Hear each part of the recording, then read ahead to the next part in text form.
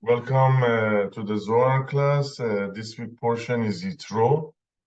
YITRO is the portion we get the 10 commandments, the 10 utterances. Is the most powerful, the center of the Torah. We're all familiar with 10 commandments and the 10 utterances. And the big question is always, every year we ask, why such a zuchut was given to YITRO that this such an amazing portion is named after Yitro. We know Yitro, he was the father-in-law of Moshe. He was not even a Jew. He was Kohen Midian. He was the leader of different nation, Kohen and Midian. If you want to compare it today, it's like Pope. It's like, can you imagine the Pope is going to come today and convert to Judaism? And he's going to tell Moshe, Baruch Hashem, I want to join your nation. So what happened in the Torah is equal that the Pope is going to come and convert to Judaism. So that's why Yitro made such a huge move. That's why they give this portion to him. Why this portion is not named Moshe or Hashem or the 10 Commandments? Because Yitro did such a amazing move, such a brave move. That's why he got the zuchut to get this portion named after him. What was what was the move that Yitro did? He decided that he wanted to become closer to Hashem. He says he felt like with all his knowledge, with all his wisdom, even though he was a spiritual leader of other nations, he felt like he's too far from the Creator, and he wanted to be closer to the Creator. So we're going to learn what was the move Yitro did, and obviously we are not here to hear a story. We're here to transform, to change ourselves, to eliminate all the fears and the doubts and the stress, and have a more joyful, peaceful life. So the Torah starts by saying, I'm going to say it in Hebrew, and then we're going to read the English. Vayishma Yitro Kohen Midian Chatan Moshe et kol asher asa Elohim. Now Jethro, the priest of Midian and the father-in-law of Moses, heard everything God had done to Moses and Bnei Israel. So we're going to emphasize on the word call, everything, everything. So, and the Torah is emphasizing Kohen Midian. He was a pope, and he changed his religion. He's converted to Judaism. Why? Because he heard everything. This class we're going to emphasize of the everything. So, who was Yitro? Yitro, he was the minister of Pharaoh. He was the second in command. First, he was Pharaoh, which we know is the most negative force, and then he had three main ministers, and Yitro was one of them.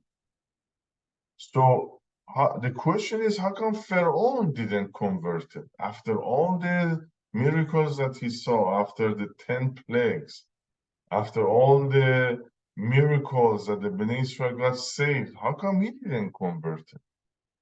And how come Yitro, that he was lower level than even Pharaoh, he converted?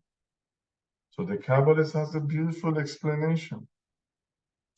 He says that Pharaoh always had the excuse that God doesn't exist. That's for sure. We are not learning about stories, we are learning about the forces within us. So Pharaoh always had the excuse that he said, I don't know Hashem, I don't know God. All these miracles, they're like a magic power, they're like hocus pocus, they're not done by God. So there is a part within us that we forget Hashem and we don't believe that He's with us. We don't believe he's protecting us. We don't believe he's guiding us. We don't believe that, he's helping us. That's Pharaoh within us. So what was the Pharaoh excuse? He says, when Hashem told Moshe to put his staff and turn a snake, we know the story. Pharaoh did the same thing. He asked his magicians to do the same thing, and they done the same thing. So he says, you see, Hashem doesn't exist. If Moshe can turn a staff to a snake, my magician can do the same thing. But he ignored the fact that in the end, the snake of Moshe swallowed the snake of the magicians. So ignore that fact. Then when we go to the second plague, when Moshe turned the water into blood, we know that the Pharaoh magician also turned the water into the blood. So again, that was another excuse for Pharaoh not to believe in Hashem. If you bring it to our life, sometimes we think we are doing things, we are controlling things. We are waiting for a person to help us. We are waiting for a person to guide us. We are looking for tangible things. We are so connected to tangible things. And we push away, Hashem. Hashem, the money you give me is not enough. I want more. Or Hashem, I'm not happy with my fortune or with my share. I want more. So that's the Pharaoh part of us. What was the next thing that the Pharaoh ignored? You remember there was another plague that killed all the animals. There was a plague that all the animals vanished. But as you remember, when Bnei Israel left Egypt, how Pharaoh and his army chased Bnei Israel. In the Torah says they chased Bnei Israel with horses. So wait a second, if Hashem in one of the plagues killed all the animals, how come the horses survived? So that was another excuse for Pharaoh not to believe in the Creator. He says, you see, yeah, I saw the miracle, but he didn't kill all the animals. Maybe it was an accident. It was not Hashem's act. There was another plague, the plague of the hail. When there was hailing, the hail destroyed all the food in Egypt. So, but we remember that the next plague was the plague of locusts. If all the food was destroyed in Egypt, what the locusts ate, right? We never asked these questions. If all the food got destroyed with the hailing, how come what the locust was supposed to eat? And we know that there was another plague of locusts that they ate more the food. So the point is that the Pharaoh always had the excuse. He says, you know what? At this point, the food is still here. At this point, the horses are here. My magician can do blood. My magician can make the stick become a snake. I don't believe in Hashem. Hashem doesn't exist. That's for sure. That was the Pharaoh excuse. Now, Pharaoh comes and he says, I saw everything. I saw everything from A to Z. I heard and I saw everything that Hashem does. From the very beginning of the creation, from the crossing the Yam Suf, from the water that came out of the stone, from the manna that came from the sky. The point is, we have to develop this YITRO within us, that we don't see a part of the picture.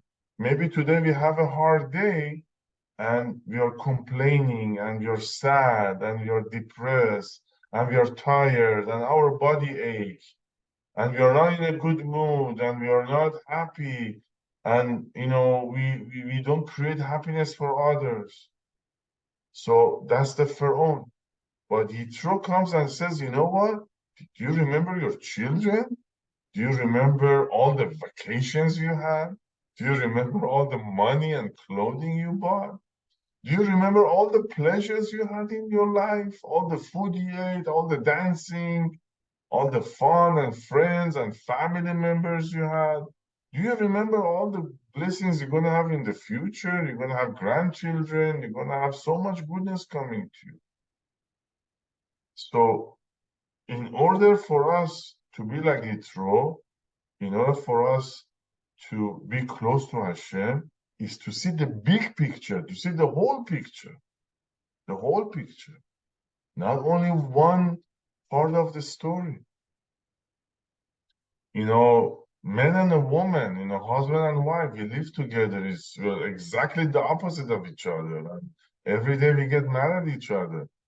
But do you remember everything about each other? The moment you met, you guys created a house together, you guys brought children to the world, you guys supported each other. You're mad over something small and you forget Hashem. But the lesson of this Torah portion is we have to remember everything.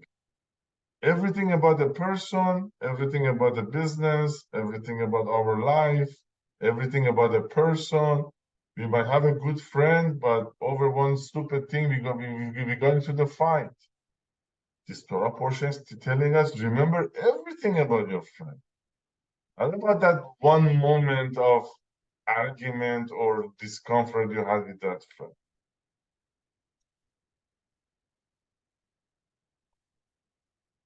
So, beautiful question came up before the class. Fear, we have fear. We don't have the fear all the time, right? We have the fear only certain time of the day, maybe 1 day, maybe 1 hour, maybe 1 week the most. But if you remember everything all your life, that you were guided, you were protected, you were saved, all the goodness, all the happiness you had, that the fear is going to vanish.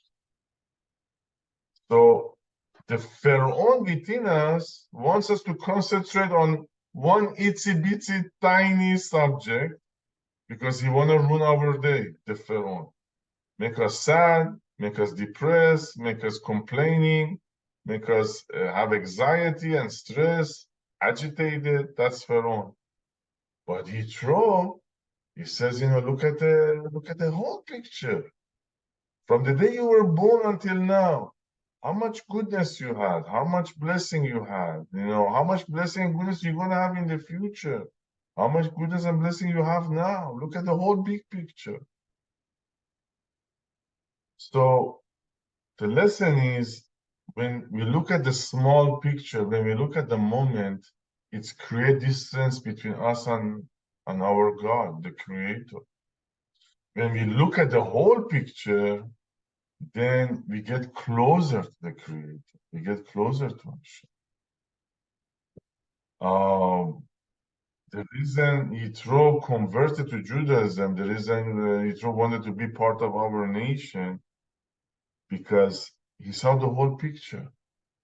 He saw the whole picture, and he says, I was wrong. I was looking at the personal position, personal gain. Sometimes, we want to lie. Sometimes we want to cheat. Sometimes we want to deceive because there is a profit in it. But that's looking at the small picture. That's a momentarily. And that's going to create distance between us and the Creator. But if you look at the whole picture, that the cheating and the lying and the deceiving is going to harm me down the road. So I'm not going to do it. Wow, it just started a big rain. So the trick, the formula, the lesson is to look at the whole pictures. We all complaining about material stuff, right? We all complaining. Did you have as much as today 10 years ago? No. Did you have as much 20 years ago? Obviously no. Did you go back 30 years ago? We didn't have nothing 30 years ago. So, but today we feel like I don't have enough. And it creates so much problems between us and relationships, health issues, because I think today I don't have enough. But we look at But if you look at the big picture, wow, we came so far in the past 10 years. We have so much. So the wonderful lesson is always look at the whole picture. You know, from the beginning to the end of the person, of the situation, of the business, of the health. God forbid, we catch a cold. We forget about Hashem. No, I don't feel like doing the tefillah today because I catch a cold. So catching a cold, it's a small bump, but it creates a distance between us and the Creator. I catch a cold, I don't want to do any mitzvah today. I don't want to do anything good today. But if you look at the big picture, yesterday I didn't have the cold. Tomorrow I'm not going to have the cold. So always look at the whole, at everything. I remember the old people in the old country when you used to lose some money. They said, Baruch Hashem, you have such a good health. You have a good family. You have good children. You know, somebody doesn't have a house. Baruch Hashem, you know, you have this, you have this, you have this. So from a young age, they train us to look at the whole picture. That's the awesomeness about YITRO. That's what they name this portion after YITRO. The other reason, there's many reasons why they name this portion YITRO, but the next portion, the next reason is YITRO was a very wise man. He had all the knowledge and he has all the understanding. Because he was a Kohen Midian, he was the leader of nations. But he realized by wisdom and understanding, actually it created a distance between him and the Creator, Hashem. The position, the knowledge, the ego, the respect he was getting, it created a distance between him and the Creator. In this portion, he comes and says, you know, all my knowledge I put on the side, all my understanding I put on the side. And he says, Baruch Hashem. So many times in our life, our looks, our position, our financial situation, our knowledge, which is all good, but create separation between us and the Creator. And not by giving it up, but by realizing that our knowledge, our understanding, our positions is only a tool that they're supposed to get me closer to the Creator. Why do we want to be closer to the Creator? Why? I mean, what does it make if I'm close to the Creator Hashem or I'm distant from the Hashem? We gave a beautiful example a few minutes ago that, you know, as a child, when we were with our parents at home and they were hugging us, we felt so safe. We didn't feel, we were not in fear. We didn't feel scared. We were not worried about tomorrow. We were not worried about any negative forces because our parents were hugging us. But the moment we went to school, we were worried. We got scared because our parents, they were not there. So being close to Hashem, being close to the Creator is like being hugged 24/7 by our spiritual parents. So by looking at the whole picture, all the blessings, all the goodness that we experience is keep us closer to the Creator. And being close to the Creator is giving us peace of mind, giving us health. We are hugged by our parents 24/7. By realizing all the money, all the knowledge, all the positions, all the looks is nothing compared to being close to the Creator, then we feel the hug. How many rich people we know, how many movie stars we know, God forbid, they end up suicide because they don't feel the closeness of their spiritual parents anymore. The ego kicks in and that's created distance. So YITRO giving us this tool that even though I'm successful and good looking and I have it all, I still need to be close to the Creator. So I have to realize my knowledge and my understanding and my looks and my positions, if I use them in a wrong way, is actually going to create distance between me and the Creator.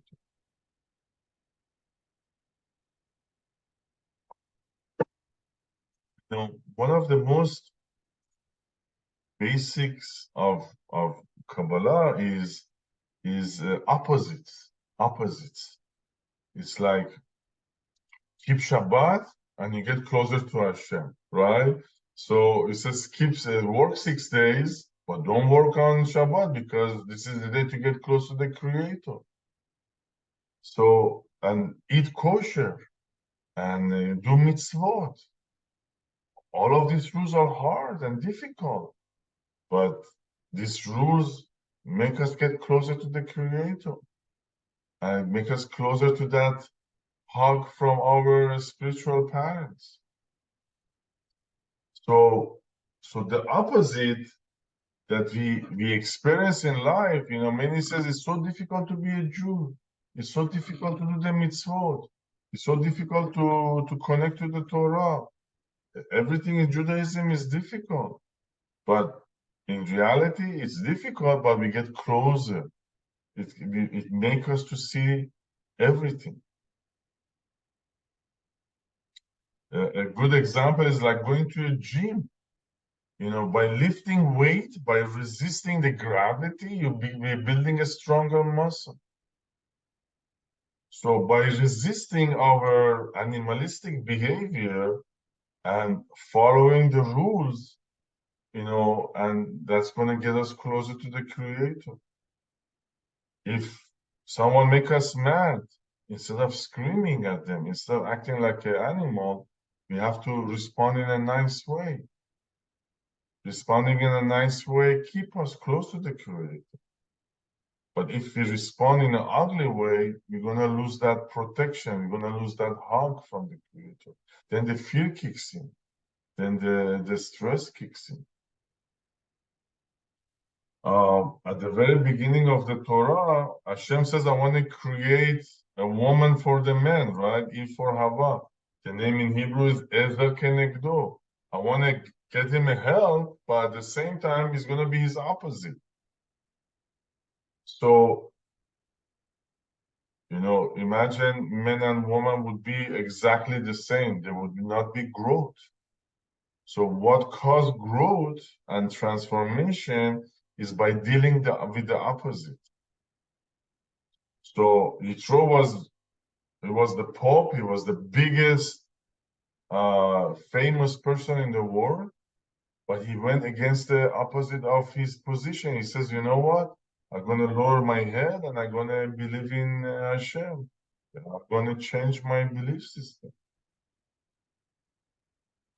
So that's the whole purpose of creation. Men and women are two different personality, two different beings. But why Hashem creates such a design? Because dealing with the opposite is going to make you better. It's going to make you stronger. Dealing with the opposite is going to make you closer to Hashem.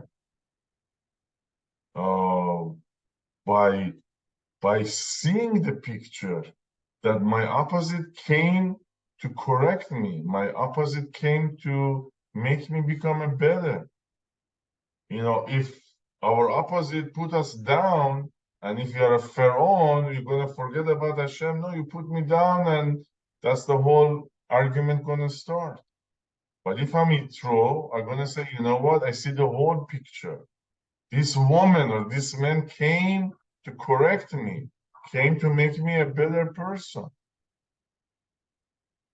So the difference between Pharaoh and YITRO, I think you got it now. Pharaoh is the force that fall for the moment, find the excuse not to run away from the Creator Hashem. And YITRO is the one that he's gonna find the reason to stay close to the Hashem. In Hebrew, Ish and Isha, man and woman, man is Ish and woman is Isha. It's so beautiful. The Hebrew names is so divine. Man in Hebrew is Ish, Aleph Yud Shin. Woman is Isha, Aleph Shin Hey. So they both have the word Esh, means fire. So the man has fire with Yud, the woman has fire with Hey. So the Kabbalists explain if you put the Yud and K together, that's the highest level of the name of the Creator. We know the Yud K Vav K is in a level of Tiferet, Yud K is in a level of Chokhmah. So the Yud Hey is one of the highest level of the Hashem.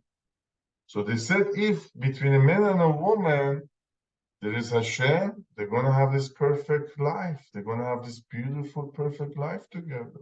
Isha and Isha. If you put the Yud Hey together, if you make the Creator partner, then they're going to have a beautiful life.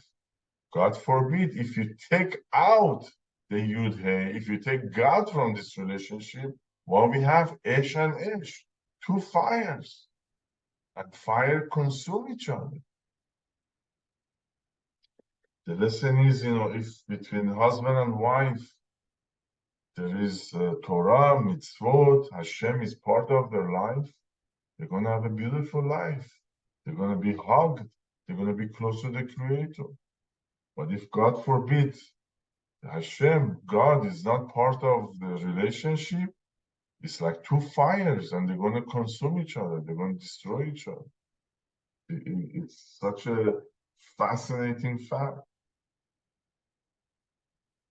So a man and a woman have to look for that godliness. Where can we bring, how can we bring God to this relationship? In order for us to be protected, in order for us to be guided, in order for us to be hugged with our spiritual father and mother.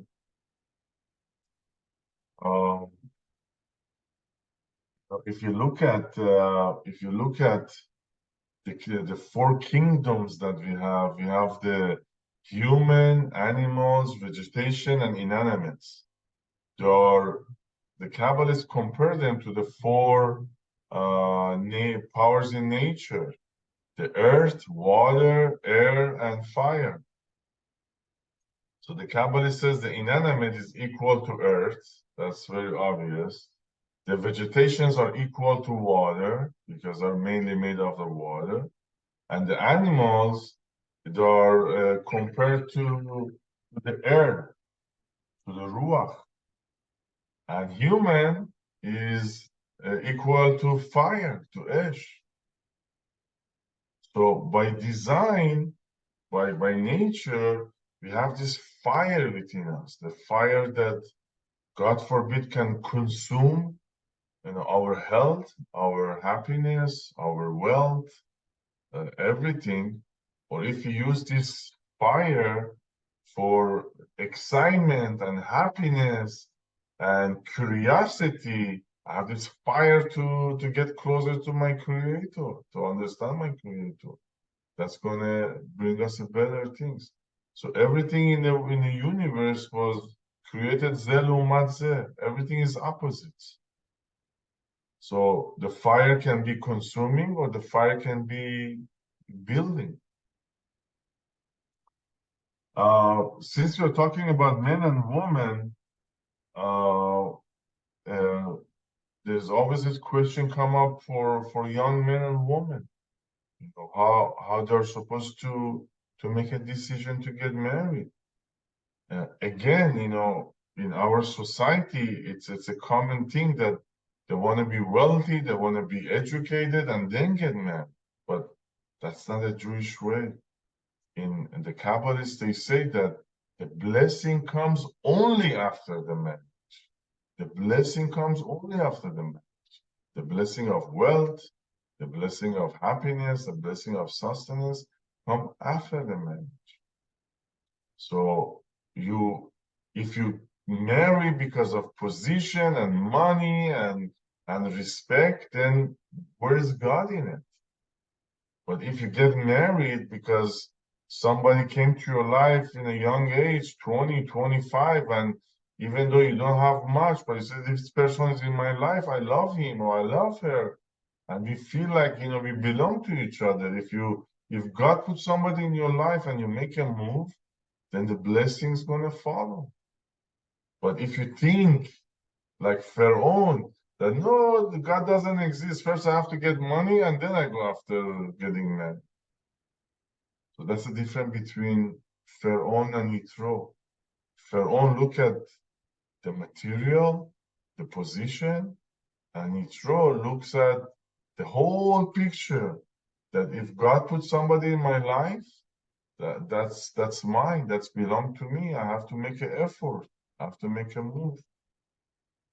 So in our society where we live in Los Angeles in 2024, everybody wants the luxury and the beauty and the big and the shiny, and then getting married. That's not Judaism.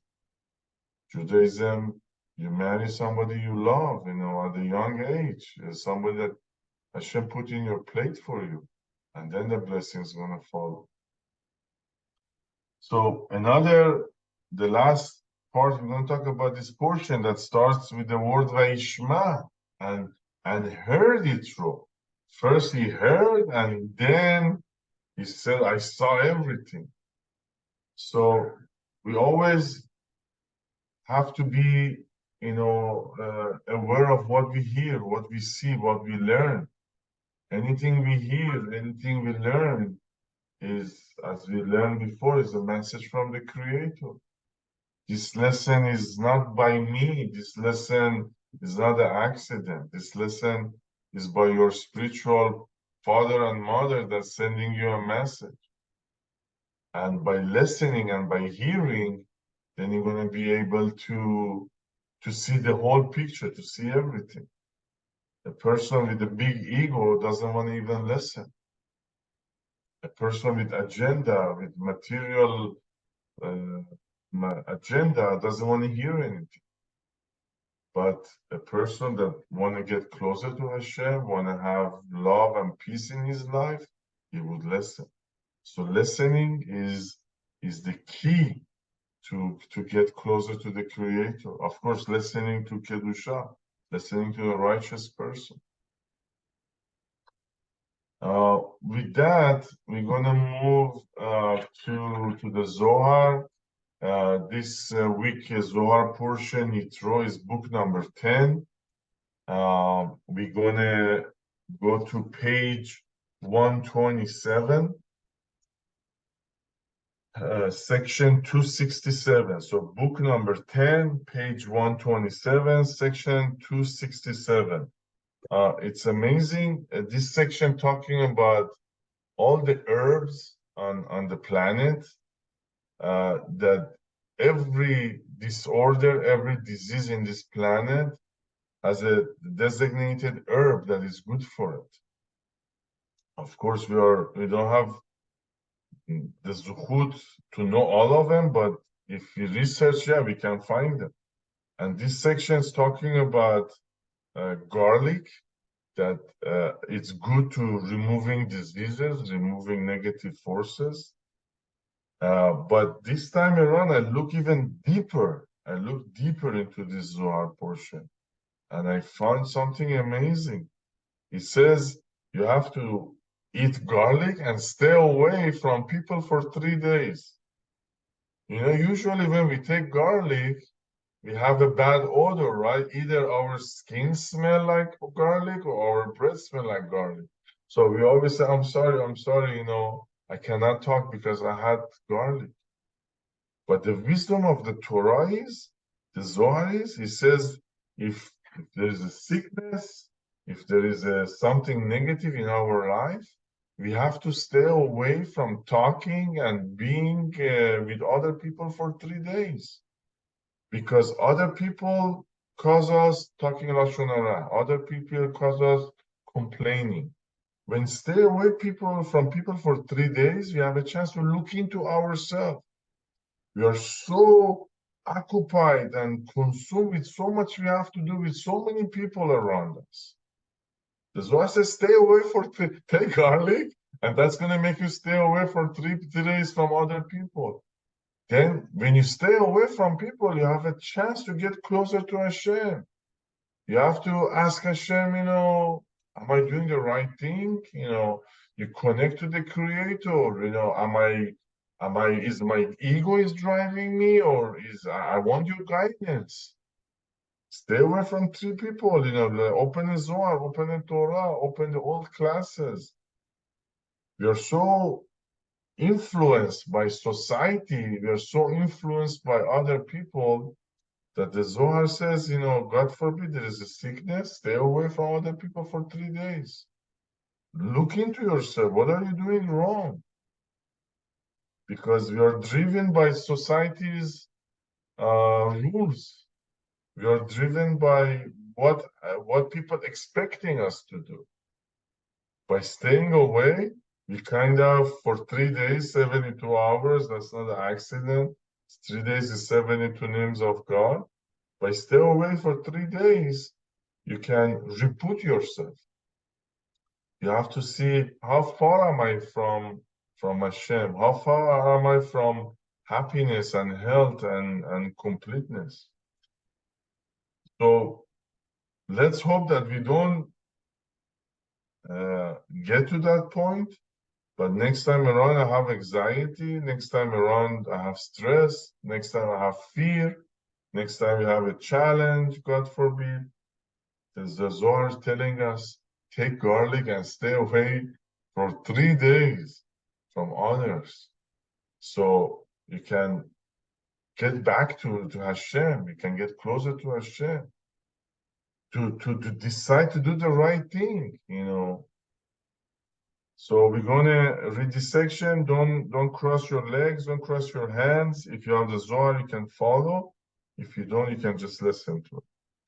Amar lan, ana chamina diyudain aton v'yudain amri alehu de'ayunun chachamin la dechasna alivu hashata tahavun rechikin mibnei naso כסגירת דה, דמרחיקין ליה מכולה, דחה אנה חמינה, דריכה דחד אסבה, דהבה קריב כביכון, העל בגופייבקו, ותהבון רחיקין תלתה ימין, אלא אכילון עלין תומי, ברא או תיתסון.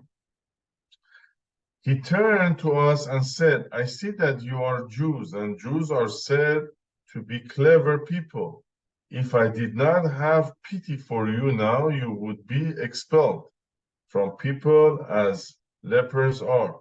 For I perceive the odor of a certain herb which has entered your body. You would be outcast from men for 3 days, but now eat this wild garlic and you will be healed.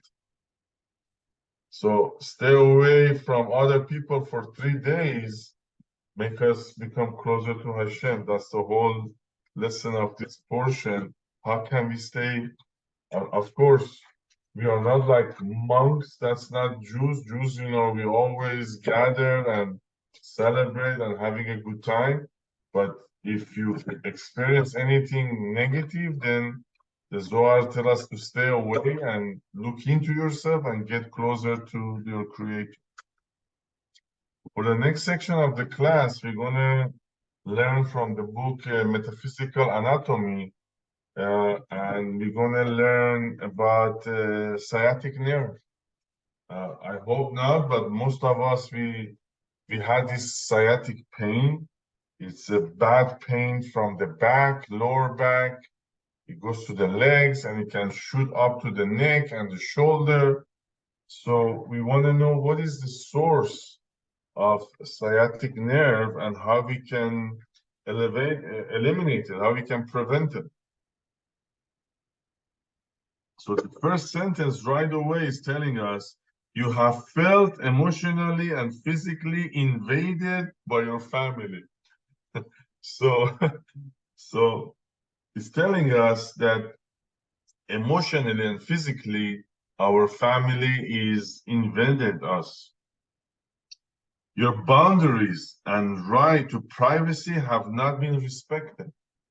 It's like, we all have, every human being has boundaries. Every human being has the right for privacy. But if that get invented, if they don't respect our privacy and boundaries, then the sciatic nerve can hurt. So we are learning what caused it. So by learning it, then we can prevent it. Make sure everybody knows that I have my privacy, I have my private time, I need to be respected, and that's going to stop the pain. You feel humiliated, belittled, and disconnected from your territory, family, and identity. If we get humiliated and we're disconnected from our territory, if you were taken out of your country, your city, your house, or your family, or your identity was taken from you, that caused the sciatic nerve.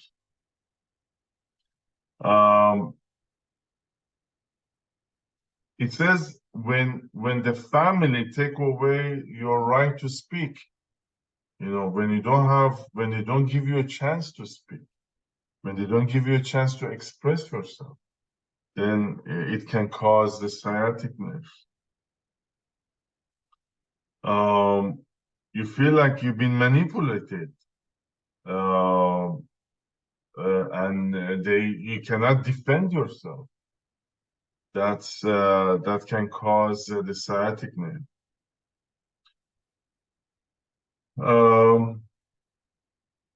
If they force you to go through something that you don't want to participate, that can cause sciatic nerve.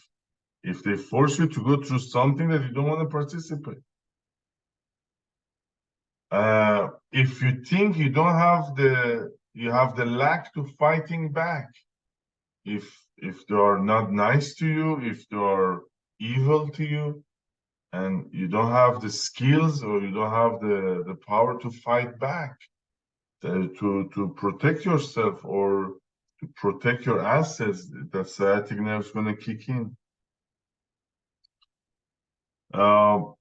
It says when others, they don't understand you, that can cause you a sciatic nerve. When your communication level is not good enough to make other people understand you.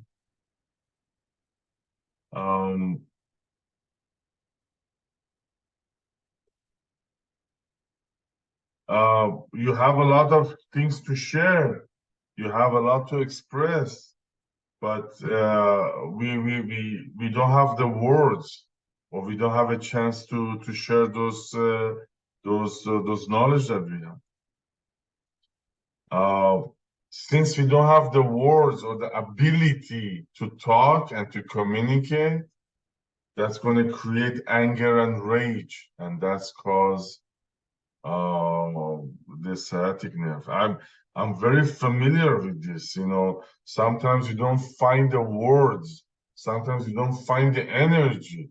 Sometimes you don't find the capability to say what you want to say, and that cause sciatic nerves. Karate is the Kabbalists, they love karate because by making the moves and making the sounds, it sounds like you're screaming, it sounds like you're yelling. You take away all that was stored inside of you for over the years. So the Kabbalists, they love karate. We all have so many unspoken words. We all have so many unspoken things that we didn't say. So by doing the moves and shouting, you take out all that anger and rage, and that's amazing. Hopefully, if you don't do the karate, we can sing, and by singing, you take out the words that's inside of you. It says you try to express anger in a different way. We're going back to the karate. Sometimes, we are angry, but we don't know how to express it.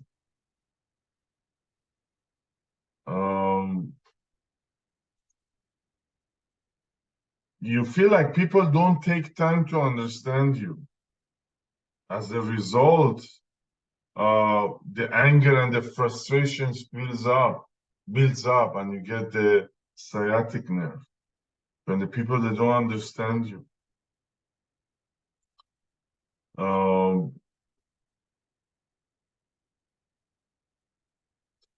It says when we have doubt about our direction in life, when we have doubt, am I in the right track? Am I doing the right thing? Again, the distance between the creator causes all this pain. When we have doubt about our purpose, when we have doubt about our journey, that causes the sciatic nerve. We have to believe that everywhere we are, whatever we do is exactly by a plan. Remember, we studied about the 10 plagues. Hashem didn't kill all the animals because he needed the animals for later on. He didn't destroy all the food because he have to leave some food for the locusts. So there is a plan, there is a program.